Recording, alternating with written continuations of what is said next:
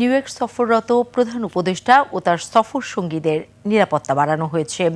বিবৃতিতে প্রধান উপদেষ্টার press wing, John F Kennedy বিমানবন্দরে বিএনপি মহাসচিব মির্জা ফখরুল ইসলাম আলমগীর সহ জাতীয় নেতাদের উপর হামলার ঘটনায় গভীর উদ্বেগ জানানো হয়। হামলার জন্য ক্ষমতাচ্যুত স্বৈরশাসক শেখ হাসিনার অনুগত ও সমর্থকদের দায়ী করেছে প্রেস উইং। আরও জানাচ্ছেন মেহেদী হাসান। জাতিসংঘের সাধারণ পরিষদের অধিবেশনে যোগ দিতে সোমবার স্থানীয় সময় দুপুরে সফরসঙ্গীদের নিয়ে নিউ ইয়র্ক পৌঁছান প্রধান উপদেষ্টা ডক্টর মোহাম্মদ ইউনূস। এ সময় বিএনপি মহাসচিব মির্জা ফখরুল ইসলাম আলমগীর, এনসিপি নেতা আখতার হোসেন এবং তাসনিম জারা বিমানবন্দর থেকে বাইরে বেরিয়ে এলে ঘটে বিপত্তি।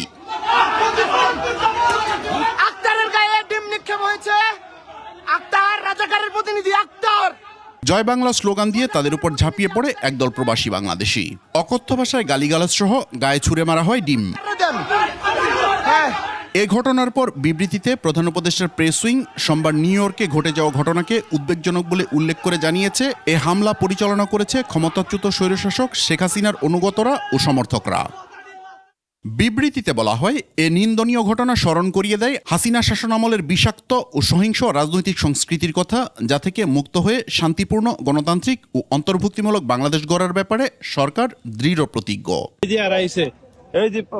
সরকারের সর্বোচ্চ পর্যায় থেকে রাজনৈতিক নেতাদের জন্য ভিআইপি প্রবেশাধিকার ও নিরাপত্তা সুবিধা অব্যাহত রাখার জন্য আনুষ্ঠানিকভাবে অনুরোধ জানানো সত্ত্বেও বিমানবন্দর কর্তৃপক্ষ দুঃখজনকভাবে তা প্রত্যাখ্যান করে। এ ঘাটতির ফলে প্রতিনিধি দলের সদস্যরা ঝুঁকির সম্মুখীন হন।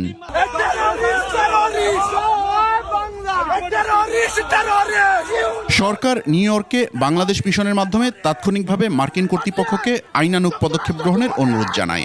ঘটনার পর প্রধান উপদেষ্টা ও সরকারি প্রতিনিধি দলের সকল সদস্যের জন্য নিরাপত্তা ব্যবস্থা আরও জোরদার করা হয়েছে। মেহেদী হাসান, 21 টেলিভিশন, ঢাকা।